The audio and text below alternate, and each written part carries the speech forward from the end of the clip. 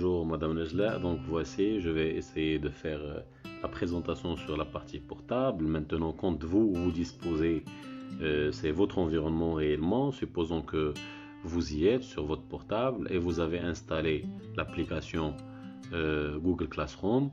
Comment l'installer? Bien évidemment, le truc est simple, étant donné qu'il faut partir sur le Play Store, il faut mettre Google Classroom. Et une fois c'est sorti, il vous donnerait la main pour l'installer. Moi, il me donne la main pour la mettre à jour. C'est une occasion pour que je le mette à jour.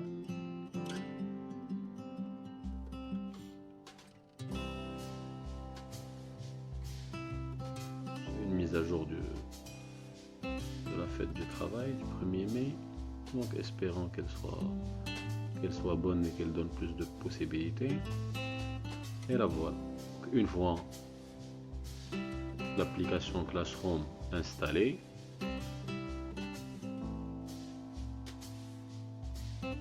on va essayer de voir ce qu'elle donne comme fonctionnalité. Bien, c'est le cas. Donc là, je vais ouvrir mon application. Et voici, je suis sur mon environnement. Vous, par exemple, vous aurez juste, par exemple, la partie français. Vous allez cliquer dessus. Quand vous cliquez dessus, bien évidemment, vous avez une vue adaptée à votre téléphone. Cette vue, si vous voyez bien ici, vous avez la possibilité de choisir le flux, de choisir les travaux et de choisir les participants. Donc là, si on choisit travaux, vous allez partir sur la liste des travaux que les gens doivent effectuer. Vous avez la possibilité, bien évidemment, d'ajouter depuis votre portable un exercice. C'est très très simple. Si on veut essayer de voir la création d'un devoir, la création d'un devoir, comme on a dit, c'est un titre, c'est un descriptif, c'est une catégorie, c'est un ensemble de points, c'est une date limite de remise du devoir, c'est un thème, et c'est des liens. Et là où je suis censé normalement attacher des liens ou des fichiers, c'est à travers ce point-là. Donc une fois je clique dessus, il me donne la possibilité d'attacher via Drive, de carrément prendre une vidéo, d'envoyer à mes élèves une vidéo carrément que je peux dérouler au fur et à mesure, à créer un nouveau fichier PDF si je veux. Donc vraiment le truc est très très riche. Donc voilà, d'une part. D'autre part, on va essayer de voir ce qu'on peut faire avec ces 3 points. On ne peut qu'envoyer des commentaires. Donc voici, je mets un titre, je donne une note. On a l'habitude de dire que c'est un exercice de 10 notes ou un exercice sans aucune note. Donc c'est assez simple à manipuler. Si je choisis la date, il me donne la date et bien évidemment l'heure. Donc c'est très simple à gérer. Et je suis censé choisir un thème. Français par exemple, j'enregistre et je choisis une catégorie qui sera écriture, lecture, etc. Donc c'est vraiment simple. Une fois que je lui choisis bien évidemment un titre, c'est là où il me donne le droit justement de pouvoir le partager à travers ce bouton qui était grisé avant.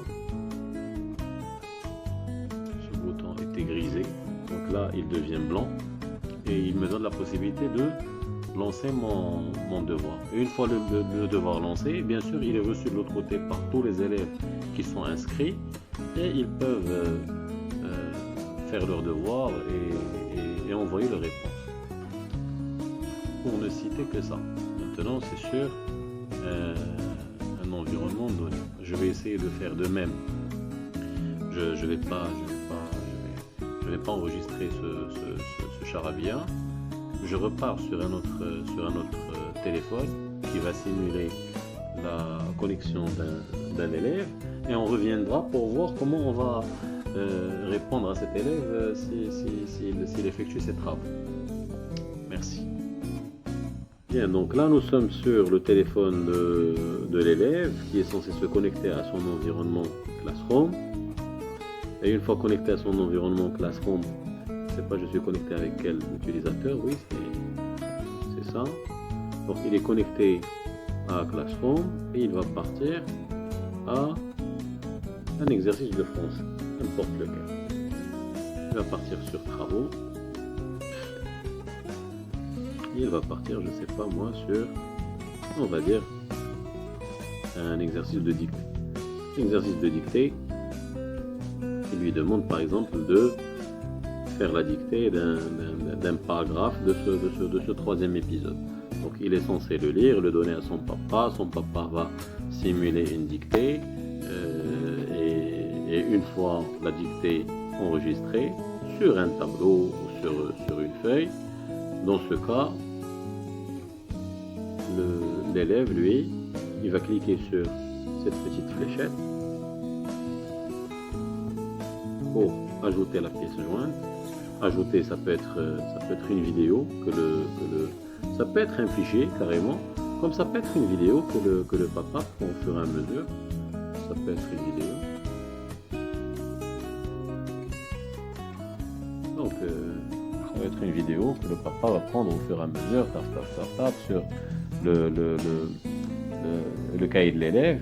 Et une fois la dictée terminée, il va arrêter l'enregistrement et il va vous l'envoyer. Donc, c'est très simple.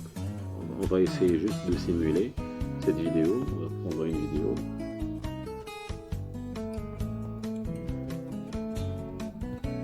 On va prendre une vidéo. Par exemple, supposons que c'est un cahier. Avertissement.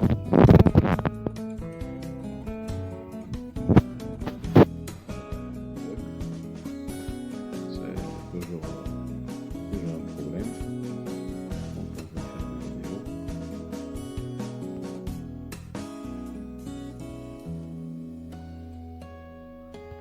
Un avertissement en bas.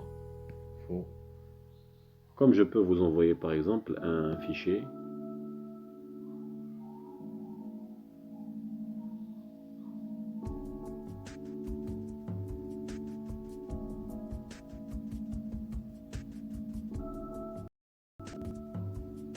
Supposons qu'il a déjà pris la vidéo, il va vous l'envoyer. On va supposer que c'est une réponse à cette dictée.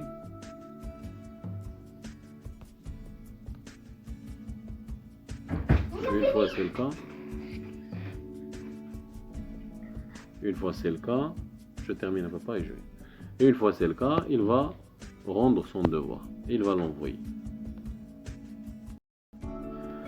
Il peut envoyer avec un commentaire, merci madame.